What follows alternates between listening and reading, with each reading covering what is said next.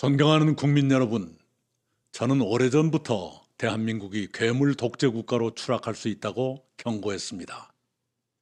괴물 독재의 출현을 막기 위해서 부득이 김문수 지지를 선택했다는 것도 말씀드렸습니다. 오늘은 제가 왜 괴물 독재의 출현을 경고했는지 그 이유를 설명해 드리겠습니다. 그 이유는 두 가지입니다. 첫째는 권력의 집중입니다. 둘째는 인간의 약점입니다. 첫째, 괴물 독재가 두려운 이유는 권력의 집중 때문입니다. 이번에 더불어민주당이 집권하면 권력이 너무 집중됩니다. 민주당은 이미 국회 300석 가운데 172석을 갖고 있습니다. 우호 세력까지 합치면 193석입니다. 7석만 늘리면 헌법 개정도 탄핵 소추도 마음대로 할 수 있습니다. 그런 세력이 대통령까지 갖게 되면 그들의 권력이 지나치게 커집니다. 그렇게 되면 대한민국은 브레이크 없는 자동차처럼 무섭게 폭주하게 될 것입니다. 예를 들면 대통령이 큰 잘못을 저질러도 국회는 탄핵하지 못합니다.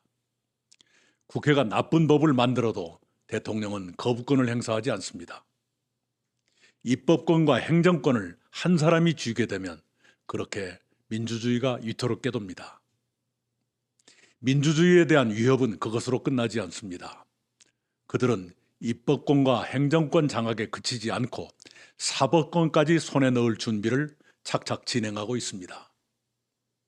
민주당은 후보의 선거법 위반을 유죄로 판단했다고 해서 대법원을 내란 세력으로 몰아세우며 단죄하겠다고 벼르고 있습니다. 대법원뿐만 아니라 법원 전체를 가만두지 않겠다고도 말합니다. 아마도 대통령 후보의 다른 범죄 혐의와 공범들 재판 때문일 것입니다. 그냥 말로만 그러는 것이 아닙니다. 대법관을 14명에서 30명으로 늘리는 입법을 진행하고 있습니다. 대법원을 권력의 입김이 잘 들어가게 바꾸겠다는 뜻일 겁니다. 베네수엘라 독재자 차베스가 대법관을 그렇게 늘렸습니다. 미국같이 큰 나라도 연방 대법관이 9명밖에 안 되는데 말입니다.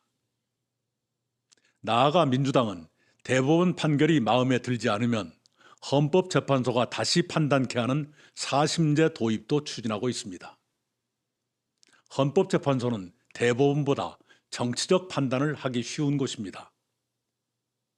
사법을 정치의 밑에 두겠다는 계산이겠지요. 게다가 그들은 검찰의 수사권을 완전히 없애고 검찰청을 해체하는 입법도 추진하고 있습니다. 검사 문책을 쉽게 하는 방법도 거론하기 시작했습니다. 그들의 명분은 사법개혁입니다. 그러나 대통령 후보의 12개 범죄 혐의를 완전히 벗기려는 의도가 숨어 있다는 것을 그들도 부정하지 않습니다. 그들의 사법개혁은 사법 파괴로 이어질 수 있습니다. 만약 그 후보가 대통령에 당선한다면 지금보다 더 무리한 일이 더 거침없이 진행될 것입니다. 저는 그것이 두렵습니다. 민주당은 대통령에 대해 형사상 소추뿐만 아니라 이미 진행되던 재판도 정지시키는 입법을 진행하고 있습니다. 그것은 퇴임 후에 재판이 다시 열린다는 것을 전제하는 것입니다. 그러나 만약 퇴임 후에 재판받는 것도 원치 않는다면 다른 방법을 찾아야 합니다. 예를 들면 12개 범죄 혐의를 모두 지운다거나 필요하면 퇴임을 늦춰야 합니다. 그러자면 무리를 감행할 수밖에 없습니다.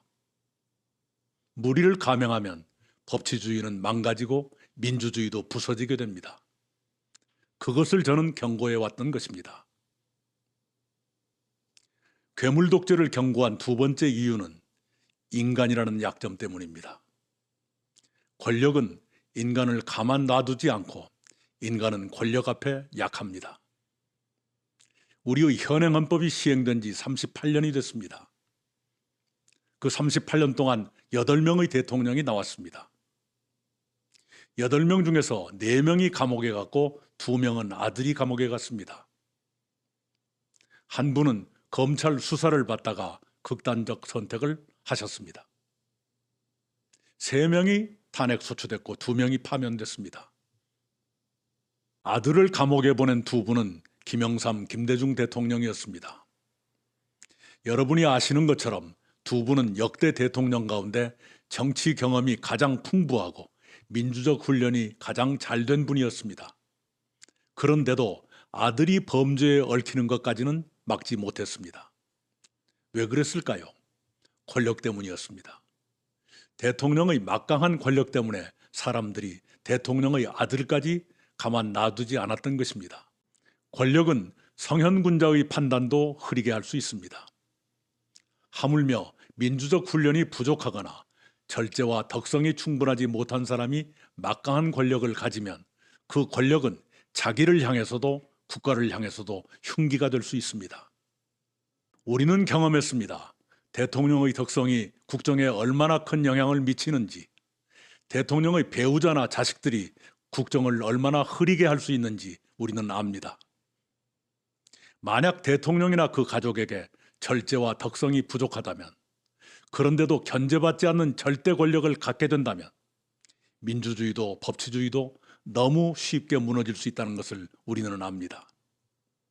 국민 여러분께서 후보와 가족을 잘 살펴야 하는 이유가 그것입니다. 우리 정치와 사회에는 진영주의가 너무 깊게 뿌리내렸습니다. 같은 진영이면 범죄마저 감싸고 다른 진영이면 그 누구도 악마로 만들어버립니다. 권력 집중과 사법권 장악이 위험하다는 것은 상식입니다. 대통령과 그 가족의 덕성이 중요하다는 것은 우리의 경험입니다. 그런데도 민주당에서는 아무도 그것을 말하지 않습니다. 그것 또한 두려운 일 아닙니까? 그래서는 안 됩니다. 같은 진영이더라도 권력 집중은 위험하고 사법 파괴는 나쁜 것입니다. 같은 진영이더라도 독재는 막아야 하는 것입니다. 남의 독재는 나쁘고 우리 편 독재는 괜찮다고 생각해서는 안 됩니다. 존경하는 국민 여러분, 지금 저는 외롭게 애치지만 저의 뜨거운 충정을 받아주시기 바랍니다. 괴물 독재 국가에서 우리와 자식 손자들이 살게 하지 맙시다. 사전투표를 하지 않으신 분, 기권을 생각하시는 분 모두 본투표에 참가해 주십시오. 여러분 한 분 한 분의 투표로 대한민국을 위기에서 구해 주십시오. 부탁드립니다. 감사합니다.